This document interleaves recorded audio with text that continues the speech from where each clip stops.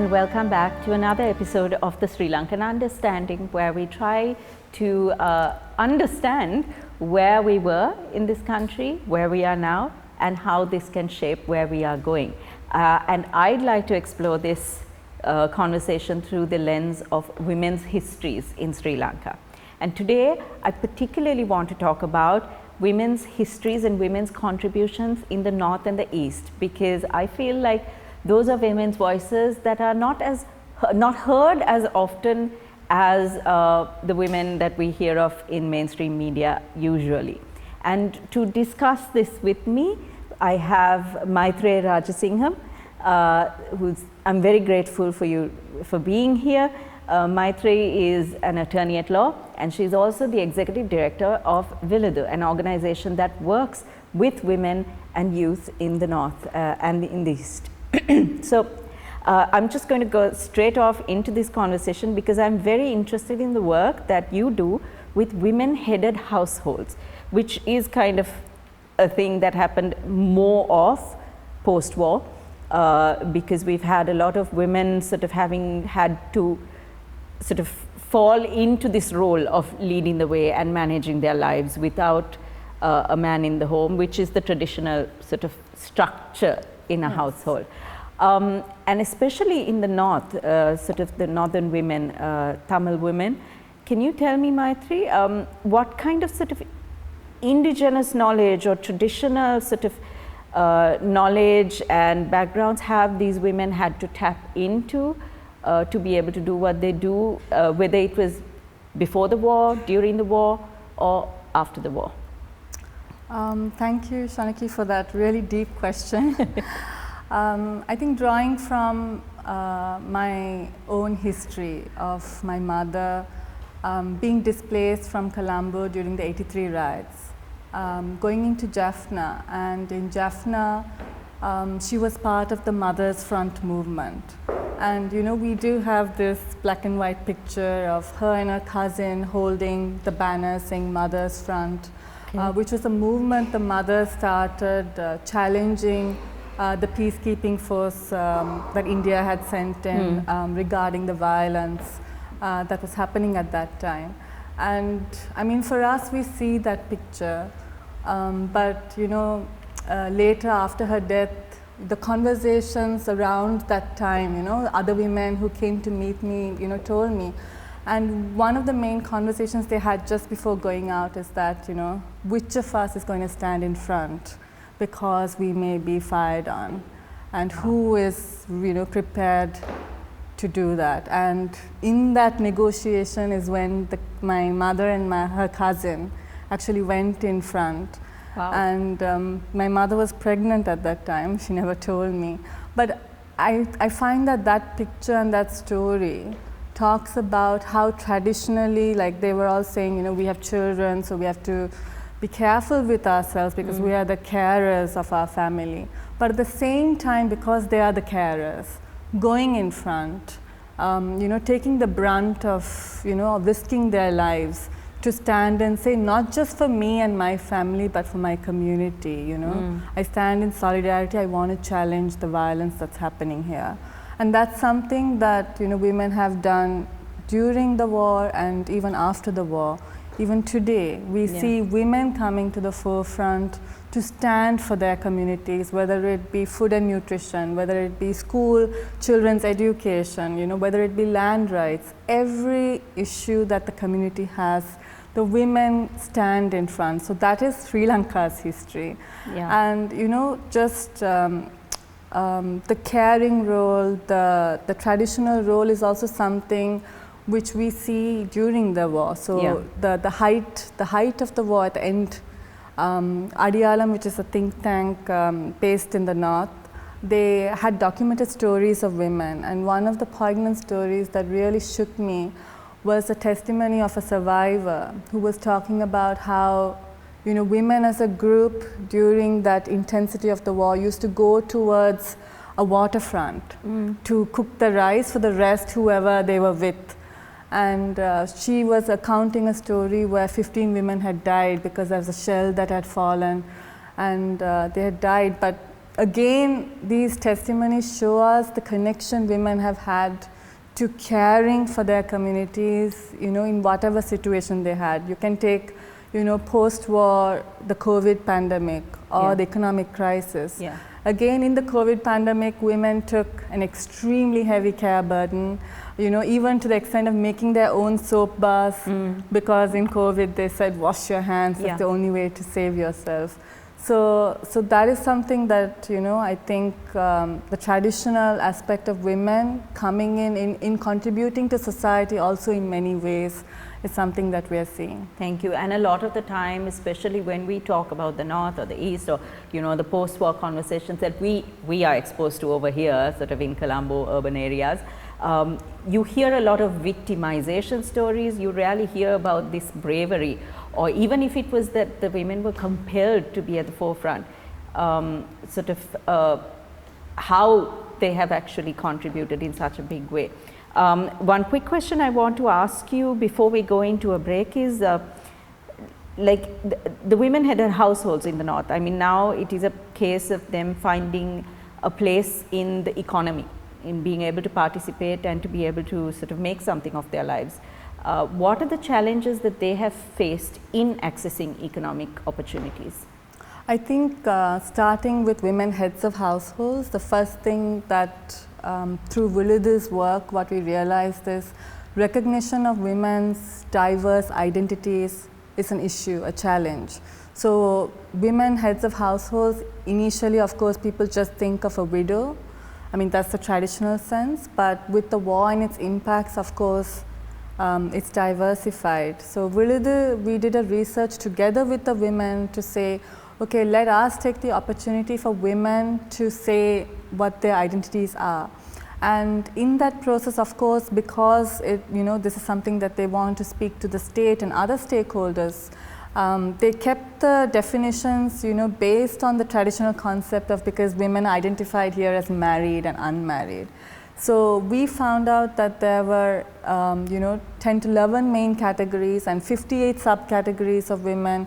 So the main categories based on marriage is like you're married, you're unmarried, you're a widow, husband has disappeared, husband is in prison, separated, divorced, maybe husband has just left you. So, the different categories, and we also see an emerging category, which is the girl heads of household.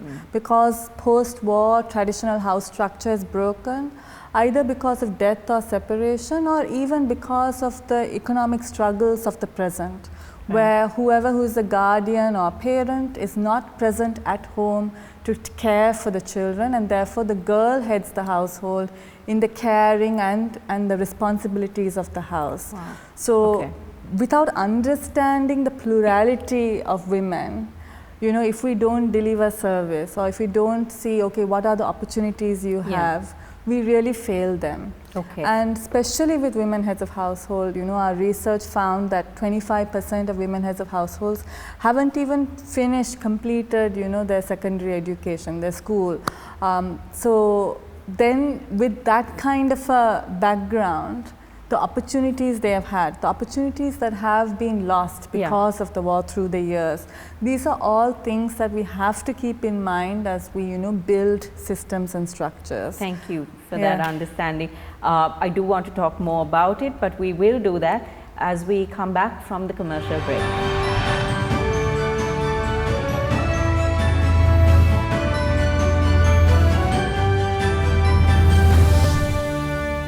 Welcome back, and we've just started exploring, what are the unique challenges and the unique experiences of women-headed households, especially in the North and the East.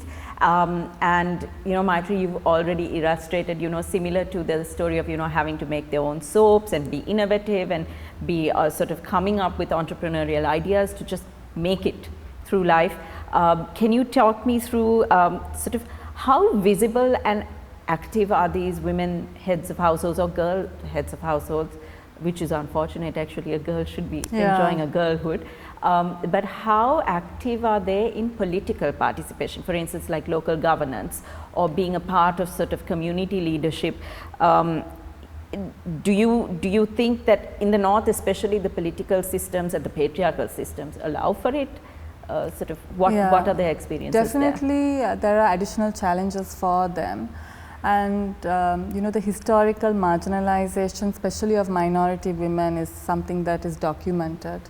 I was just a school pass out when we went into a door-to-door campaign where we knocked on doors and asked women, saying, do you want to be part of governance? Do you want to be part of politics?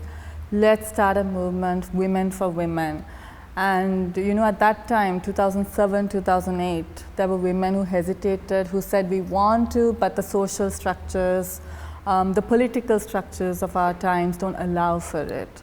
But fast forward to now, women are pushing the doors. There we had to knock on doors. Now women are pushing doors to say, why aren't you thinking about us? Why if you are not going to create the space, then we will create our own space. I was at a political, women in governance meeting, and flippantly one political party member, he said, I am struggling, I am coming into my party and doing my thing, you can do the same. And again, the callous statement is the ignorance of not understanding that, he was a former lecturer, he comes from a privileged family, whereas as I said, we've documented that, even 25% have not completed schooling. So the opportunities, the resources, these women, especially women heads of households, which are one of the most vulnerable categories of women, what they have and what has been, able for them throughout the years coming to this stage is something different. But we also see with the opportunities that they've been given, how much they have done, in terms of community participation, solution building, and so on. Right. And okay, so if I can go back to what you said about social structures, because we've talked about sort of the challenges around political participation and the privileges that they would have to have, but also in this sort of patriarchy, the traditional norms, the expectations of the woman, on who she should be and how she should be. How are these women coping or managing or overcoming those traditional stereotypical expectations of them to be able to break these barriers and move forward? Yes, actually, like if I may quote one of them, she said, when I step out of the house, I carry the house, my home with me, wherever I go.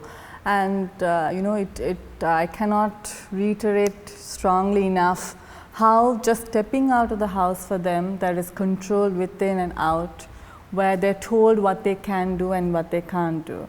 So even with the question of economic work, women are told actually what kind of work that you should be doing, what you should expect to do.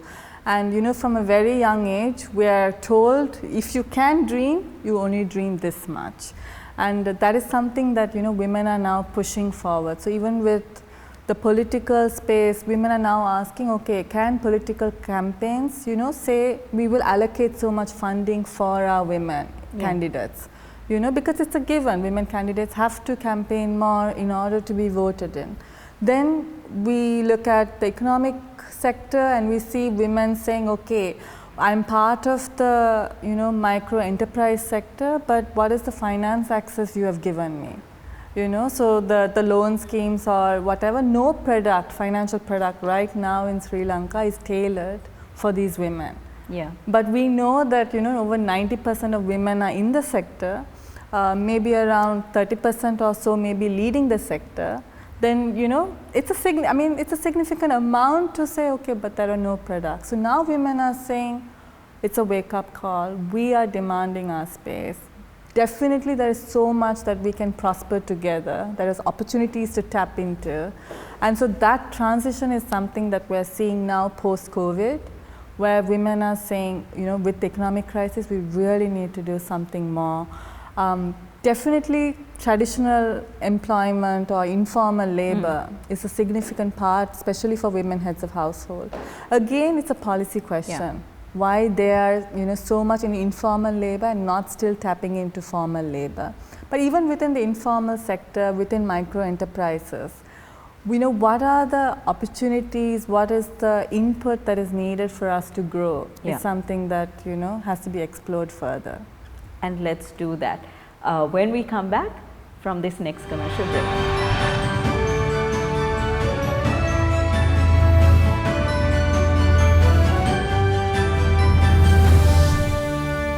Welcome back. Now we're going to explore what it is that women are actually doing and how things have evolved over time. So if we were to talk about the economic activity that women-headed households are involved in, you know, from farming to fishing to small-scale industries, how have they gone about this, and how has it progressed so far? If I was to take farming and fishing, so women usually in a lot of the areas in the north, if they have access to water bodies, then definitely a cyclic way in which they, you know, do agriculture and fishing together. In some places, it's mainly agriculture. And what we're also seeing is that sometimes the women's contribution in agriculture is not captured. Right. It's like the man is the one involved in the agriculture, whereas she does agriculture work, but that is encapsulated into her care work. So that, like a gardener kind of thing. Yeah, so her home gardening, like, you know, ensuring that there are vegetables for the house and also vegetables to sell. These, you know, sometimes are not considered into, you know, the formal labor sector. It's not, you know, computed in because it's like a part-time. But, you know, for women who have the care burden, everything is going to be juggling around that. So that is one that we're seeing, that, you know, women are holding it right now because of the climate change impacts. 2023 alone, just in one quarter, we had 3 major agricultural losses because of the heavy rains. So women are continuing to participate in agriculture, and we have to strengthen that, because without that, our country's backbone is broken. So climate related programming is something that's extremely essential right now, especially for women. We don't have insurance schemes that protect women agriculture, you know, practitioners from this. So there are so many options that we can come up with and that are needed. In terms of the micro enterprise, you know, we're seeing women, because traditionally, if you see what are the kinds of trainings they've gotten, it's like agriculture, livestock, tailoring, all the traditional, you know, industries. So even with that, women are saying, okay, with that, can I build and come forward, given whatever challenges that I have, you know, innovate. So if it's food, within the food industry, how far can I go? So we had a very prominent papadam maker. So papadam we all know as like one kind of papadam, but she took the greens. So, you know, karapincha or like other kinds of greens, and she made papadam out of that, saying, okay, add a bit of nutrition into your papadam and the taste is even more unique. So like that, innovating from the traditional is something that they're trying out right now. Yeah, and you know, we should never underestimate the ability of a woman to come up with new ways of doing better for the country and for her family. One last question, and I think you've kind of answered it to a certain extent, but if I was to ask you, Maithri, if you were to envision a northern economy built on these built on the values and the labors of women, what does that look like? What needs to change right now? And I know you've already told us what sort of gaps need to be filled, but what else in a bigger sort of picture need to change to be able to reach that vision? What's that vision for you? For me, I see that, you know, just my experience in Villadir, with the COVID pandemic, we just had one experiment of women leading, you know, the relief distribution. And the women's program was so distinctly different because they discussed the needs of menstruators, they discussed the needs of what are the kinds of food items that are needed for children, for old people. Their beneficiary selection didn't, now a state selection would have said only those with a lot of children should get priority. Whereas the women said, okay, there are single women, older women who live alone, why should they starve just because, you know, other people have children? So the beneficiary selection was extremely inclusive. They didn't leave behind trans women. You know, they explored. They didn't know anything about them, but they explored to see, okay, how can they be made beneficiaries? And that simple example alone tells me that without women in policy making, we lose so much, you know, we lose so much opportunity, we lose so much in terms of what we can achieve. And so that is, I think, primarily in my vision. Women are there, leading, contributing to policy, to plans for their provinces, not just in the north but everywhere. Yeah. And in terms of especially for the north, I think there is so much innovation just in our region, especially in the micro enterprise sector, which women in the north are predominantly engaged in. And having that technical input, let's invest more in that. Whether it be knowledge, whether it be financial investment, let's build that together is something that is essential. And in the investment and in the growth, I think what we want to also ensure is that there is no exploitation.